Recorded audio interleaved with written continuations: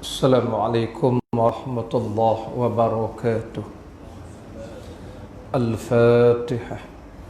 A'udzu billahi minasyaitonir rajim. Bismillahirrahmanirrahim. Alhamdulillahi rabbil alamin.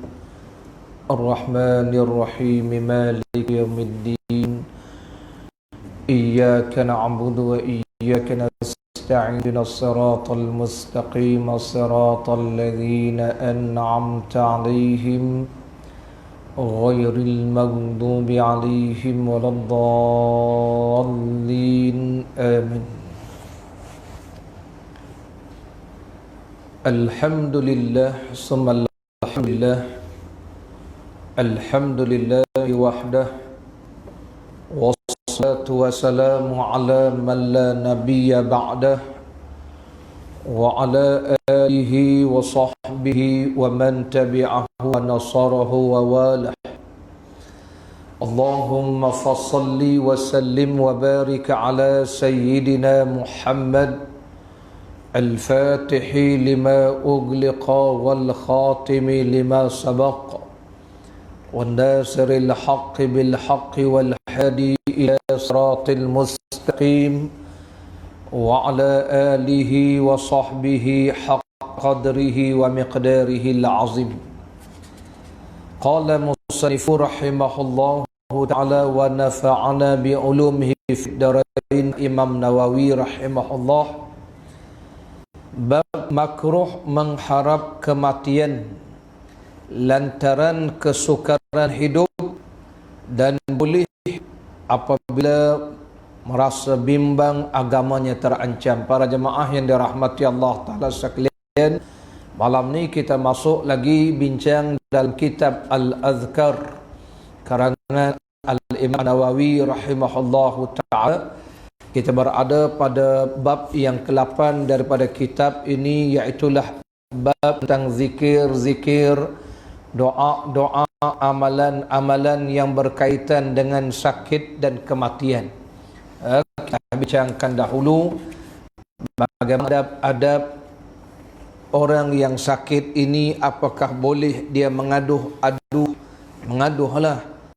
boleh ke tak boleh. Kita dah bincangkan dahulu bahawa baginda Rasulullah sallallahu alaihi wasallam juga pernah mengadu tentang demam panas yang baginda hadapi. Jadi kata para ulama menunjukkan tak salah kita ni mengadu ataupun memberitahu sakit yang kita hadapi dengan syarat jangan sampai peringkat kita menghina sakit itu. Rasulullah sendiri menghalang kita mencela demam. Jangan Nabi kata jangan kamu menghina panas yang ada pada badan. Itu tak boleh. Adapun dalam bentuk nak memberitahu sekadar ditanya doktor, kita mengaduh depan isteri, depan anak-anak, itu tak mengapa, tidak menyalahi syarak, dengan syarat jangan sampai peringkat merungut-rungut, memaki hamun, memperlihatkan keluh kesah, tidak redha dengan ujian Allah. Malam ini kita bincang pula satu lagi tajuk tentang bagaimana kalau seseorang itu sudah berhadapan dengan saat-saat kematian, kesakitan. Belum bab mati lagi, ni bab sakit. Tetapi sakit itu sakit yang agak kronik. Bolehkah dia kata, ya Allah kau ambillah nyawaku ni senang? Boleh ke dia cakap begitu? Inilah bab yang akan kita bincangkan dalam kitab ini. Qala musannif, lalu kata Imam Nawawi rahimahullah, daripada Sayyidina Anas bin Malik radhiyallahu anhu, beliau berkata, Nabi sallallahu alaihi wasallam, la yatamannayanna ahadumul mauta min durrin asabahu fa in kana la budda fa'ilan falyaqul Allahumma ahyini ma kanatil hayatu khairan li wa tawfani idza kanatil wafatu khairan li. Sabda Nabi sallallahu alaihi wasallam yang bermaksud janganlah salah seorang daripada kalian ini mengharapkan kematian kerana kesusahan hidup yang menimpa.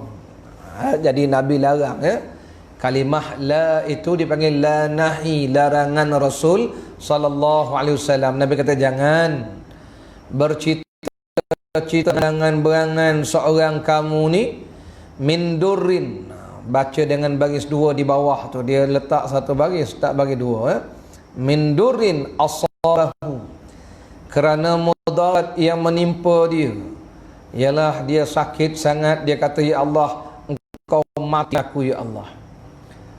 Bercakap begitu dilarang oleh baginda Rasul sallallahu alaihi wasallam sebagai larangan yang dibenci. Itu namanya makruh. Makruh begitu. Habis tu macam mana kalau dah tak tahan sangat, dah kritikal sangat, ini berlaku kan dalam masyarakat kita kan. Ini diajar oleh Rasul, inilah tujuan Allah utus Rasul, nak ajar kita pedoman hidup, cara hidup Islam macam mana. Lalu Nabi sebut begini, fa in kana, Rasulullah bersabda, tetapi jika dah tak tahan dah, la budda fa'ilan. La budda ni maknanya tak ada jalan lain dah, kerana dia rasa susah sangat masa tu, sangat dah saat itu. Kalau dah tahap itu, sabda Nabi sebut begini, Allahumma ahyini ma kanatil hayatu khairan li. Maknanya ya Allah, panjangkanlah hidup aku jika hidupku itu membawa kebaikan bagi aku. Wa tawaffani idza kanatil wafatu khairan li. Dan matikanlah aku andainya kematian tu lebih baik buat aku. Jadi maknanya serah pada Allah dan kita buat keputusan kita sendiri. Allah, kau matikanlah aku lagi senang. Mana dia tahu senang? Kang mati betul-betul kan? Menyesal pula. Batu biar Allah yang memutuskan, kerana Allah maha tahu. Allah lebih tahu. Barangkali umur dia panjang, Allah Ta'ala bagi dia sehat. Dengan sehat itu semakin kuat dia ibadat, semakin dia menginsafi. Ada orang yang lepas sakit sehat diinsaf, insaf ada. Berubah jadi orang yang baik ada. Temannya biar Allah yang buat keputusan. Dan kalau tak tagak ya Allah, kalau mati itu bagus untuk saya, matikan saya ya Allah. Biar Allah yang memutuskan. Jangan kita bagi arahan pada Allah, ya Allah kau matikan aku. Kiri arahan, hebat kita ni. Dia macam kita dengan bos lah. Bos, berhentikan saya bos. Hebat kata bos. Boleh aja nak berhentikan, tapi cuba bercakap elok bos. Kalau saya ini masih lagi diperlukan, saya bersedia berkhidmat. Tapi kalau khidmat saya sudah tak diperlukan, saya serahlah pada Tuhan. Kan bos tu ada pertimbangan. Ini bos, berhentikanlah saya bos. Macam dia tu hebat sangat. Allah tu adab kita, apatah lagi dengan Allah yang mendatangkan segala-galanya. Itu yang Allah sebut dalam Quran, wa asa an takrahu syai'an wa huwa khairul lakum. Dalam surah Al-Baqarah ayat 216, Allah berfirman, ada ketikanya benda tu tak suka tapi dia bagus untuk kamu. Wa asa an tuhibbu syai'a wa huwa syarrul lakum. Dan benda tu kadang-kadang kamu suka sangat tapi dia tak bagus untuk kamu. Itu yang Allah tak bagi tu. Wallahu ya'lam wa antum la ta'lamun. Allah simpulkan, Allah lebih tahu dan kamu tu tahu. Itu kesimpulannya. Ada benda yang kadang-kadang kita tak suka tapi bagus untuk kita. Ada benda yang kita suka, macam suka benda-benda manis tu, kadang-kadang tak bagus untuk kita sebenarnya tu. Itulah begitu dengan sakit ini. Kadang-kadang sakit ini bagus kita. Bagus macam mananya? Yalah baguslah selama ni selama ni tak lekat di rumah, lepas sakit tu duduk rumah yang manjang ya. Sebelum sakit tu bukan main lagi. Allah tu mana? Allah tu hebat ke? Orang ajak berzikir pun tak mau. Zikir apa? Zikir Allah, Allah. Bid'ah tu semua. Bila sakit, Allah, Allah, Ingat kau Allah. Nah, mana pergi kalimah la ilallah. Allah je dah akhirnya. Allah. Allah. Kan bagus juga tu.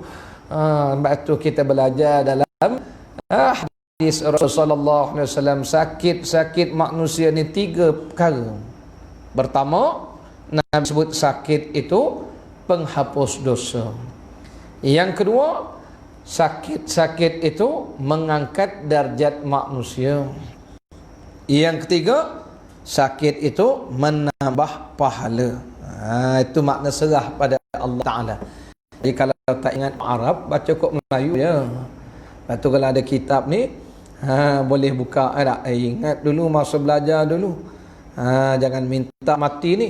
Habis nak baca apa? Nabi kata baca begini. Allah, kalau hidup ini bagus untuk saya, panjangkanlah umur saya.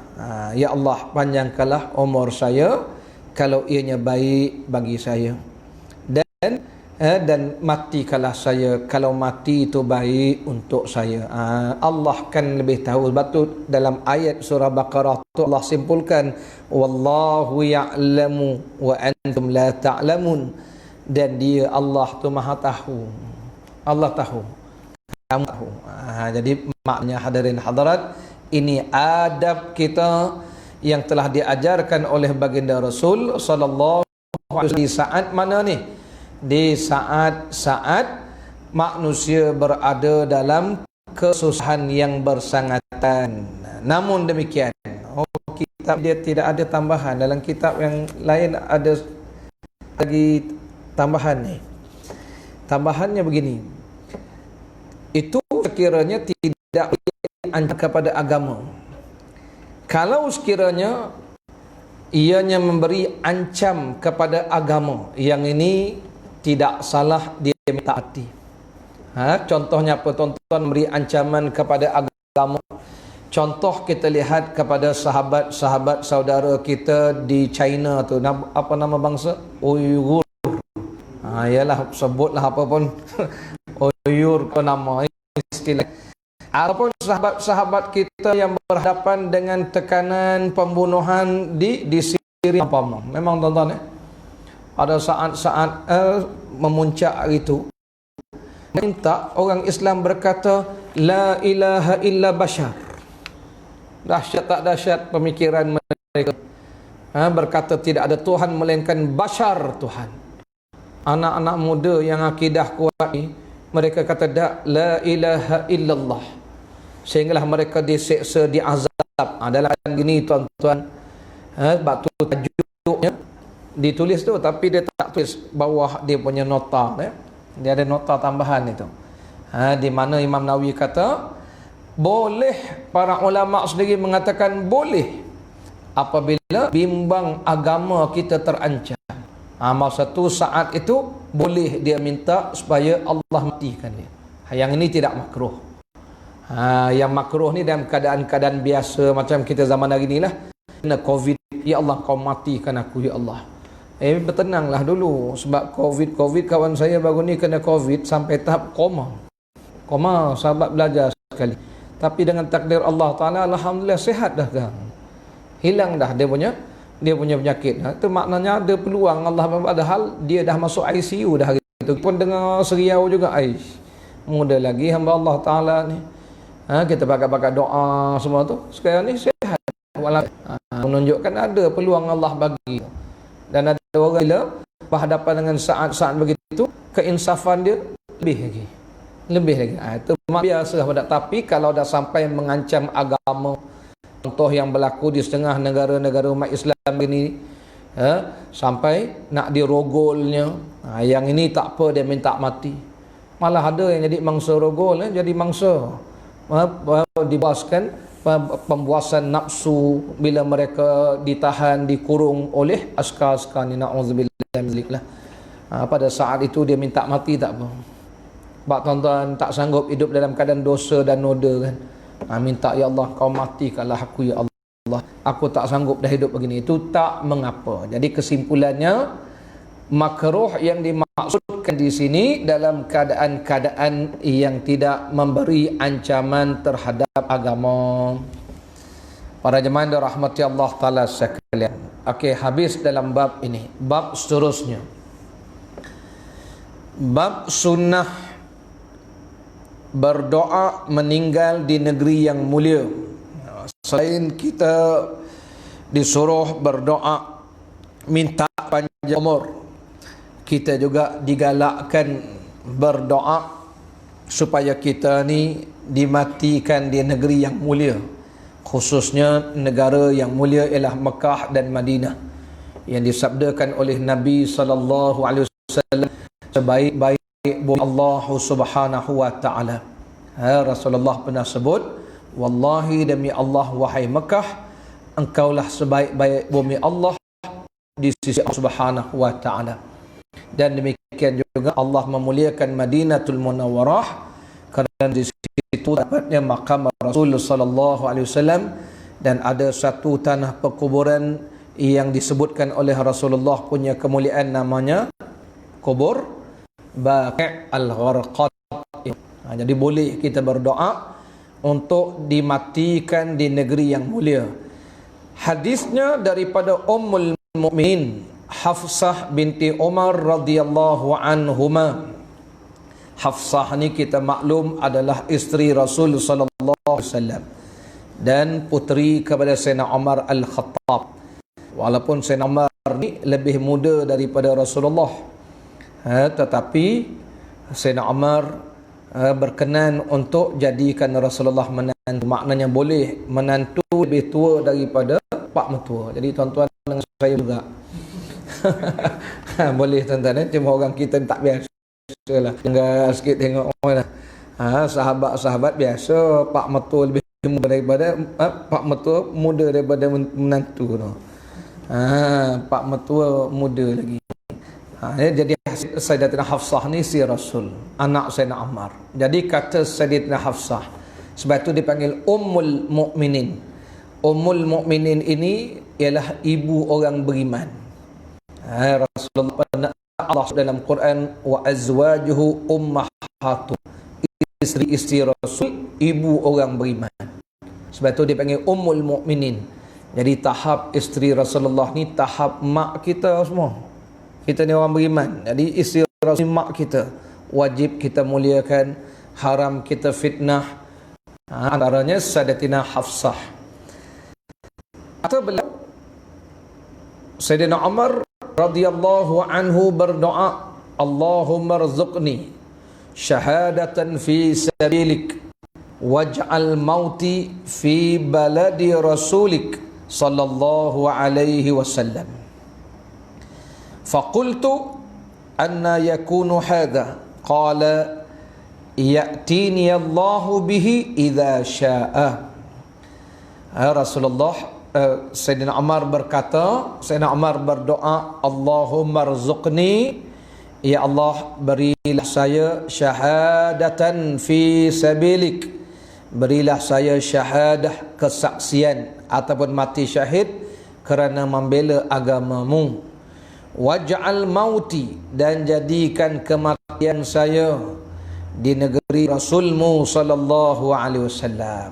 Jadi Sayyidina Umar minta agar beliau meninggal di negeri Rasul, di mana di situ adanya makam Rasulullah sallallahu alaihi wasallam. Lalu Sayyidatina Hafsah tanya, macam mana nak jadi macam tu? Anna yakunu hadza, maknanya bolehkah jadi macam tu? Sebab kita pun tak tahu kita ni mati kat mana. Ataupun bolehkah kita berdoa begitu, minta mati di dekat tempat negeri Rasul? Umar jawab, ya'tiyan Allah bi idza syaa, Allah boleh je mengabulkan apabila Allah kehendak tu. Jadi kalau Allah hendak boleh, cuma hak kita ni meminta je. Minta.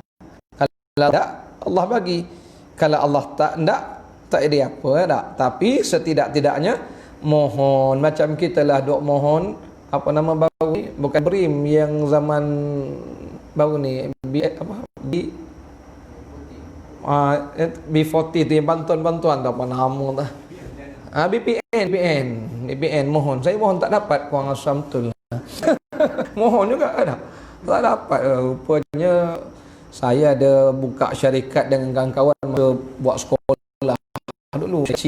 Umpamanya kita ada nama ke SSM, lembaga pengarah, macam tak dapat VPN.